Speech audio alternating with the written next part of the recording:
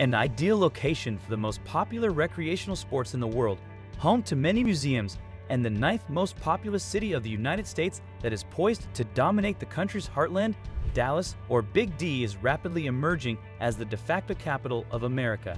In today's video, we are going to explore the city of the future, Dallas, and how it is going to be in 2050.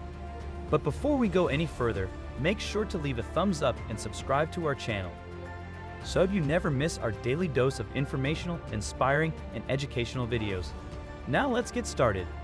Approximately 40 years ago, the Dallas-Fort Worth Metroplex region had fewer than 5 company headquarters, but now in 2022, the region is a big home to 24 Fortune 500 company headquarters, outperformed only by New York and Chicago. Dallas also passed the Dallas Comprehensive Environmental and Climate Action Plan in May 2020. A recent report from the University of Texas at Austin shows that Texas can eliminate carbon pollution in less than 30 years, and that decarbonization will drive the country's economy by inviting more companies, investors, and the general public. But the city has a long way to go, as a recent United Nations Environment Program report says that emissions from the operation of buildings hit their highest ever level in 2019. This requires all stakeholders across the building value chain to increase decarbonization actions and their impact by a factor of 5. The population of the city also has surged 3 times faster than the average. Over the past decade, North Texas has grown by some 1.3 million people to reach a population of just under 7.7 million, making it the state's 4th largest metro area. Experts project that the population of Dallas-Fort Worth is likely to reach 10 million sometime in the 2030s, surpassing Chicago to become the 3rd largest metropolitan area in the United States. Rather than building on natural advantages, the city owes its remarkable growth to interstate highways, railroads, and airports, along with an unusual degree of economic freedom and affordability. In the second half of the 20th century, business leaders built a first-tier transportation network centered on the Metroplex International Airport that could help rapid outward growth, thanks to the world's 12th largest airport, Dallas-Fort Worth Airport, which made it easy for travelers to reach every major city in the United States within 4 hours, plus 66 non-stop destinations outside the United States. Dallas is emerging as a mega city, but a distinctly polycentric one, more like Los Angeles than Chicago and New York. On May 26, 2021, the City Council unanimously endorsed the creation of an economic development policy for Dallas that fosters economic growth and social progress for all residents. The policy pillars focus on expanding the tax base that supports hyper-local investments, new job creation, and corporate relocation, and is the tool needed to foster resilient and prosperous communities. The economy of Dallas City has grown markedly faster than its largest rivals, including New York, Los Angeles, and Chicago. Statistics also show that the region has come through the COVID-19 pandemic with less employment loss than any other metro city in America. Enjoying the video so far? Then don't forget to like this video and subscribe to the channel for more helpful videos. You'll only get smarter, and it's free. Since 1894, when oil was first discovered in Texas, it has been recognized as the energy capital of the world, home to more than 12,000 oil and gas companies. Now, in the early 20th century, the Texas oil boom raised the region's profile, making Dallas-Fort Worth a local financial center and New York's most valuable foreign possession. According to a 1949 report by Fortune magazine, Dallas doesn't owe a thing to accident, nature, or inevitability because of the men of Dallas who well planned it that way. Starting in the 1930s, a business group representing the local oligarchy, known as the Dallas Citizens Council, remade the city, promoted the growth of Southern Methodist University, built parks and cultural institutions, and created annual tourist attractions, especially the Cotton Bowl College Football Classic and State Fair of Texas.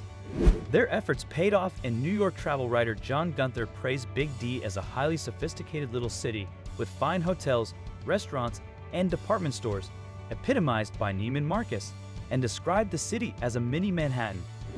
Today, Dallas is retreating economically from the nation's long-established urban centers because of a distinctive policy orientation, including lighter-touch business regulation and lower taxes than longtime urban centers in the Midwest, California, or Northeast. Only 4 of the state's 53 metropolitan areas with more than 1 million population outperform Big D on an index of economic freedom, measuring tax levels, government spending, and labor rules. Data from the World Population Review shows that Texas' cost of living is about 10% below the national average, while California's is about 50% above. Due to its location and cost advantages, Dallas has become a powerful magnet for magnates. In the 21st century, Dallas has established itself as America's third largest financial center. Charles Schwab, First Foundation, California-based Jacobs Engineering, Fluor, Toyota Motor North America, McKesson, and Tenet Healthcare moved their headquarters to the city in recent years, and State Farm and Liberty Mutual have also opened large operations in the region. Even NASDAQ, the American stock exchange market, is reportedly considering a move to Big D from New York City. Among United States' top 20 metro areas, Dallas-Fort Worth boasts the fourth highest rate of net inbound migration, and the area has experienced a massive surge in its foreign-born population.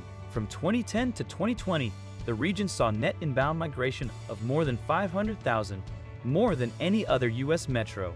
That's why North Texas has a more youthful population than most areas of the state. According to a study by commercial real estate firm CBRE, North Texas boasts the fifth largest labor pool for tech talent in North America. This migration is expanding the diversity of Dallas. A study by the Urban Reform Institute says that Hispanic and Black residents do better in terms of income, homeownership rates, and overall living standards in Dallas-Fort Worth than in most other state metros, and they have voted with their feet. Fred Perpall, the CEO of Beck Construction, who also served as board chairman of the Dallas Citizens Council, says that Dallas is an extraordinary place to grow a business and have a great quality of life. There is no other place in the country where a professional can earn what they do here and have this quality of life. Undoubtedly, immigrants come to Dallas for an opportunity, but this is not to say that poverty has not persisted. In fact, the city continues to have pockets of seemingly insoluble poverty. At the same time, Dallas-Fort Worth is struggling to forge greater economic vitality in its vast left-behind areas, including southern Dallas and southeast Fort Worth, where pockets of concentrated poverty remain. Southern Dallas accounts for 60% of the landmass in the city of Dallas, but only 10% of the city's assessed property value, and as the region's economic energy shifts north and west, southern Dallas has become a big gaping economic hole, or referred to as the giant elephant in the room, by many Dallasites. Dallas business establishment has done a lot to fill all the gaps. Experts suggest that Dallas can ensure a bright future for itself only if it invests in the totality of its varied communities. Dallas-Fort Worth seems poised for future growth. Its economy is remarkably diversified, modestly dependent on the energy sector. The Dallas economy endured the effects of declines in oil and gas prices from 2014 to 15 and again from 2019 to 2020. America's most economically and demographically dynamic metros will continue to play a leading role in shaping the nation's urban geography, as they always have. In the early 20th century, the place to watch was New York City. In the second half, it was Los Angeles, and in 21st century America, keep your eyes on Big D. That's all for today. If you enjoyed this video, share it with your friends who want to look at the future of Dallas. Also, please check out other videos on our channel as well. Thanks for watching.